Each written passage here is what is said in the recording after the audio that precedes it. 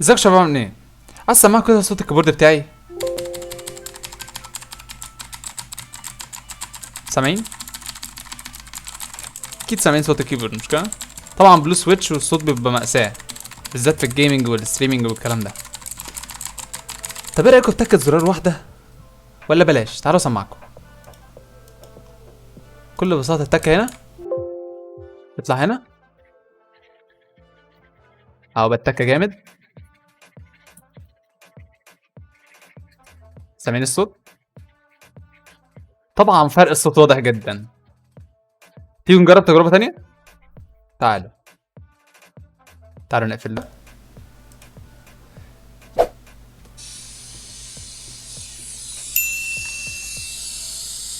سامعين الصوت ده مش كده؟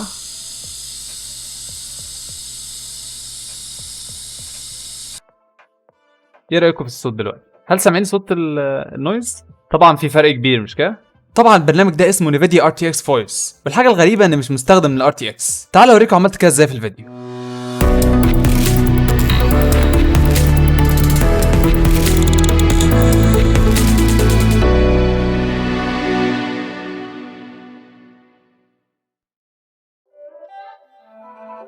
وزي ما قلت لكم في الاول، البرنامج اللي هنشتغل بيه النهارده هو اسمه نيفيديا ار تي اكس فويس. وطبعا مش معنى ان اسمه ار تي اكس فويس فهو مخصص لكروت الار تي اكس بس، لا، انت ممكن دلوقتي ان انت تحمله عادي جدا لكروت الجي تي اكس، وهوريكم ازاي تعملوا الموضوع ده. ولو الكارته بتاعتك جي تي اكس او نيفيديا عموما وما تدعمش البرنامج، انا هعلمك برضو طريقه في الاخر ازاي تعمل الموضوع ده. في البدايه كده هنخش جوه الموقع الرسمي بتاع نيفيديا، وهسيب لكم الرابط بتاعه في الديسكربشن، وننزله تحت هنا.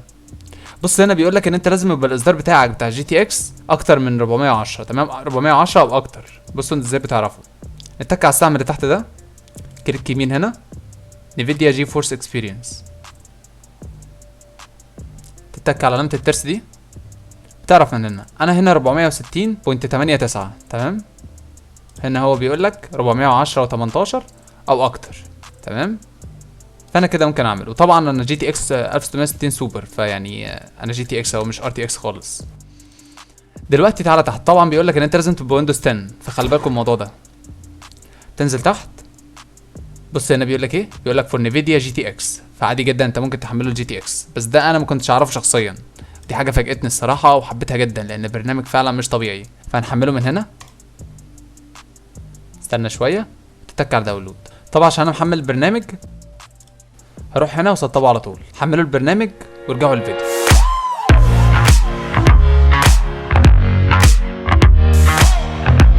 في البدايه كده هنتك تكتين هنا، يس.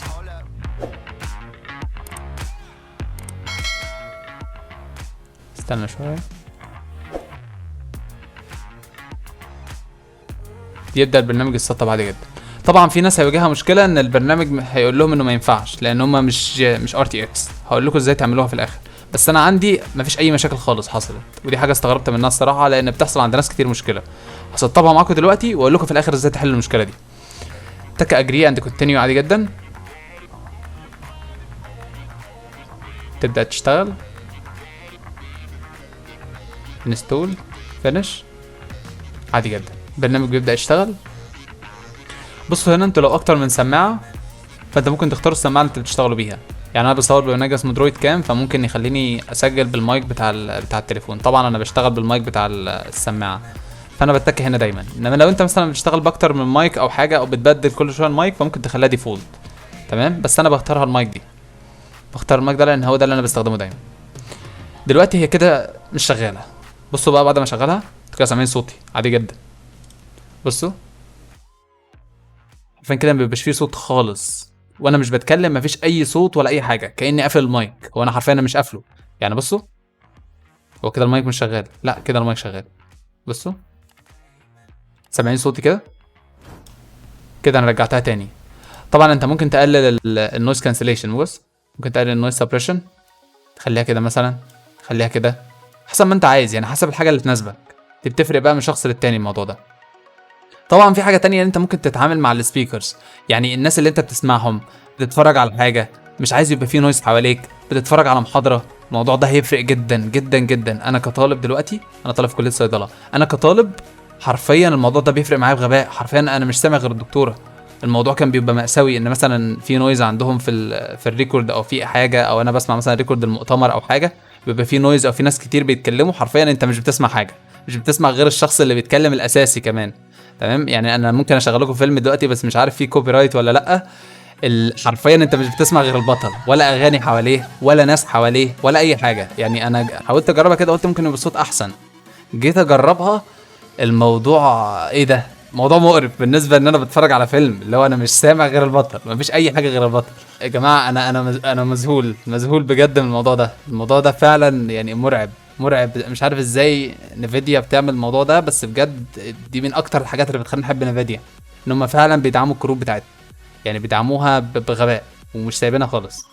فبجد حي نفيديا على الموضوع ده. اما بقى عن المشكله الثانيه، فهحاول اجيب لكم فيديو واعمل لكم فويس اوفر عليه، اقول لكم ازاي تحلوا المشكله دي. المشكله اصلا الطريقه سهله جدا ازاي تعملوها، الطريقه تافهه بس يعني مفيش حد هتيجي في دماغه، فانا هقول لكم الطريقه وبعد كده نشوف الموضوع ده. سيبكم بقى مع الفيديو التاني.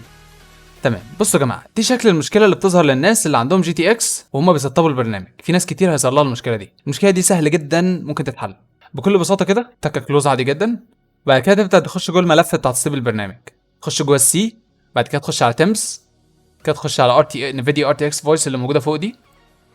هو ده شكل الملف بتاعنا. عموما يعني لو محدش عارف يوصل الملف بتاع نفيديا ار تي اكس ده، ممكن اسيب لكم الاختصار في الديسكربشن، تاخدوه كوبي وتحطوه هنا، تكوا هنا كده وتعملوا بيست، تكوا انتر يدخلكم على طول.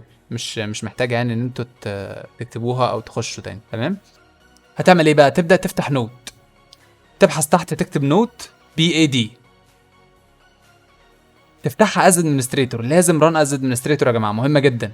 وبعد تتك يس هيفتح لك نوت عاديه جدا، تتك فايل وبعد كده تتك اوبن، وتدور على المكان اللي احنا دخلنا فيه ده اللي هو السي، وبعد كده تمز، بعد كده نفيديا ار تي اكس فويس، هيظهر لك الملف ده. تختار اول ملف فوق بقى اللي هو NVAFX، وبعد كده تتك اول فايلز، تظهر كل الملفات، وبعد كده تختار الملف اللي قبل الاخير ده اللي هو RTX Voice NVI، تك عليه تكتين اوبن، وبعد كده تفتحه بقى. هي دي اهم حته، هتلغي الحته المسؤوله انها تمنع الجي تي اكس ان هو يسطب البرنامج ده، اللي هي كونسترينز لحد كونسترينز اللي تحتها. الحته دي بس، البلوكات دي بس هي اللي انت هتلغيها، تعمل لها ديليت، وبعد كده تعمل ديليت كمان مره بس كده. تمام كده تلغيها، سيف، بس كده. هتبدا بقى تسطب برنامج من الحته اللي جوه دي، اللي هو الحته اللي انت دخلتها اللي هي اللي جوه السي والتمس وكده. تسطب البرنامج من هنا هيفتح معاك بكل سهوله، مفيش اي مشكله. هو ده البرنامج، مفيش اي مشكله خالص. طبعا انا عارف ان في ناس هتسال هل ده بيأثر على الامكانيات بتاعه الجهاز مثلا، هل ده بيأثر على امكانياتي في اللعب، هل ده بيأثر على حاجه. الصراحه هو مش بيأثر بالنسبه لي انا، يعني انا لما جيت اجرب هو مش بيأثر خالص. ليه؟ عشان خاطر الكارتة عمري ما وصلت اصلا لاستخدام، عمري ما وصلت لاستخدام 100% في اي لعبه. يعني انا جربتها مع كل الالعاب ما وصلتش 100% دي خالص. تمام، بس الفكره ان انا سمعت من الناس بتستخدم كروت اقل شويه، سمعت ان بيأثر شويه، مش عارف بياخد 5% او 10% من استهلاك كارت الشاشه. تمام، فطبعا لو موضوع كارت الشاشه ده يفرق معاك قوي، انت ممكن هتضطر تقلل امكانيات اللعبه شويه او كده. لو انت مثلا بتستريم، لو انت مثلا بتعمل حاجه معتمده، طبعا بتستريم بكارت الشاشه ممكن تستريم بروسيسور، انما قصدي لو بتستريم بكارت الشاشه مثلا زي ما انا بعمل مثلا بكارت نيفيديا او كده ببرنامج نيفيديا، هيفرق معاك قوي ان انت تقلل الجرافيكس شويه. تمام، ده لو انت مثلا كروت ضعيفه شويه. انما لو جي تي اكس 1660 سوبر او 1500 او 1650 مثلا او تي اي او كده، الموضوع الصراحه انا شايف انه مش هيأثر خالص. يعني دي عن تجربه بجد، لان انا اعرف ناس جربوا الموضوع ده وما فرقش معاهم خالص.